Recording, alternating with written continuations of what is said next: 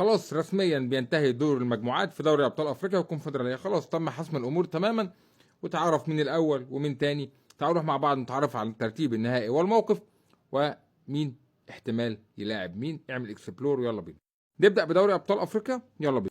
المجموعه الاولى دوري ابطال افريقيا، بيراميدز يحسم المركز الاول 16 نقطه، نهضة بركان المركز الثاني 10 نقاط، باور ديناموز وريفرز سلام عليكم.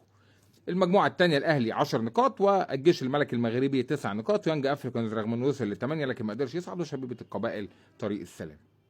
المجموعه الثالثه الهلال السوداني واداء رائع جدا 11 نقطه، صن داونز المركز الثاني 9 نقاط، والفرقتين الثانيه مع الف سلامه. المجموعه الرابعه استاد مالي مفاجاه البطوله 11 نقطه، والترجي ينقذ نفسه وينقذ احواله يصل للنقطه 9 في المركز الثاني، بترو اتلتيكو يروح وسيمبا ايضا يروح. يا جيمي طب احنا عندنا فرقتين مصريين بيلعبوا في دوري الابطال، موقفهم هيكون عامل ازاي؟ الاهلي صعد اول وبيراميدز صعد اول. ما انتوا عارفين ما ينفعش فريقين في مجموعه واحده يواجهوا بعض في الدور ده. باحتمالات الاهلي لاعب مين؟ الاهلي لاعب حد من تواني المجموعات، اللي هما الاهلي احتمال يلاعب صن داونز او يلاعب الترجي او نهضه بركان. مواجهات من العيار الثقيل، رغم ان المستويات السنه دي بما فيهم الاهلي بما فيهم كله مستويات متقاربه ومش احسن حاجه. الفريق الوحيد اللي لعب كوره جيده في دور المجموعات تقدر تقول عليه عمل اداء رائع هو بيراميدز فقط لا غير. غير كده كل المستويات بتاعت كل الفرق كانت صعبه. الاهلي صحيح صعد وضمن الصعود من بدري، ولكن حط علامات كتيره جدا تحت مستوى واداء الاهلي في دور المجموعات هذا الموسم. ولكن دايما الاهلي بيعمل دور مجموعات سيء وفجاه تلاقيه خد البطوله.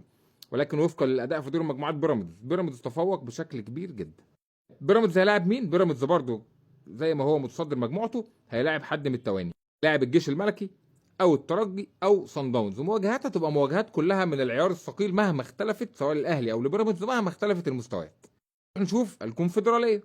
معلش عيده تاني عشان حطيت صوره السعيد عبد الله السعيد واخوان بزيره فعيده. تعالوا نشوف المواقف في الكونفدراليه. المجموعه الاولى اتحاد العاصمه الجزائري يتصدر ب 14 نقطه، اولمبيك اسفي اداء رائع جدا 13 نقطه، تخيلوا 14 و13 الاثنين تقال جدا. طيب المجموعه الثانيه الوداد 15 نقطه ما شاء الله، اداء رائع جدا من الوداد. من ياما مفاجاه 12 نقطه، وعزام ونيروبي طريق السلامه. بلوزداد 15 نقطه بيصعد، اوتوهو 9 نقاط، ستلنبوش يلا طريق السلامه طلعنا السنه اللي فاتت منك لله يا شيخ 5 نقط، وسينجا ولا بلاك ستارز الف سلامه 5 نقاط. المجموعه الاخيره واحده من اقوى المجموعات، تخيل الزمالك 11 المصري 11 كايزر 10 وبيروح. تخيل زيسكو 3 نقاط للاسف خدوا مننا، ولكن الزمالك في صداره المجموعه والمصري ايضا في المركز الثاني. طيب يا عم الحاج دلوقتي موقف الزمالك ايه؟ الزمالك هيلاعب مين؟ طبعا قلنا الزمالك مش هينفع يلاعب المصري عشان كانوا مع بعض في المجموعه. الزمالك يا اما هيلاعب اولمبيك اسفي، يا اما هيلاعب اوتوهو، يا اما هيلاعب منيامو. احد دول الفرق الثلاثه اللي في تواني المجموعات بعيدا عن المصري. مواجهات اولمبيك اسفي عامل اداء رائع جدا، اوتوهو ومنيامو مواجهات برضو مش مضمونه. المصري للاسف المصري واخد سكه صعبه جدا، يقول عايز يكسب بطوله لاعب اي حد، والمصري معاه فريق محترم. لكن تعال بص كده المصري لاعب مين؟ الوداد، شباب بلوزداد، اتحاد العاصمه الجزائري. صراحه مواجهات ناريه، الثلاثه عاملين اداء اكتر من رائع في البطوله. يعني شباب بلوزداد عنده 15 نقطه، واتحاد العاصمه عنده 14، والوداد عنده 15. يعني اداء اكثر من رائع في البطوله. المصري سكته صعبه، اللي عايز يكسب بطوله يلعب اي حد، والكوره فيها كل حاجه، وهم في الاول وفي الاخر 11 قصاد 11.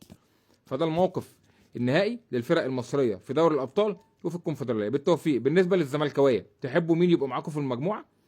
او سوري تلعبوا مين في الدور القادم؟ تحبوا تلعبوا مين الفريق اللي الزمالك يتمنى يلعبوا الدور اللي جاي؟ ولو حد من بورسعيد يقول لنا نفسه يلعب مين، ولحد من الاهلي يقول لنا، وبيراميدز لو في مشجعين يعني البيراميدز يقولوا لنا نفسهم يلعبوا مين. مواجهات كلها ناريه ومواجهات قويه جدا جدا جدا في الدور القادم من دوري الابطال والكونفدراليه. بالتوفيق لنادي الزمالك ان شاء الله.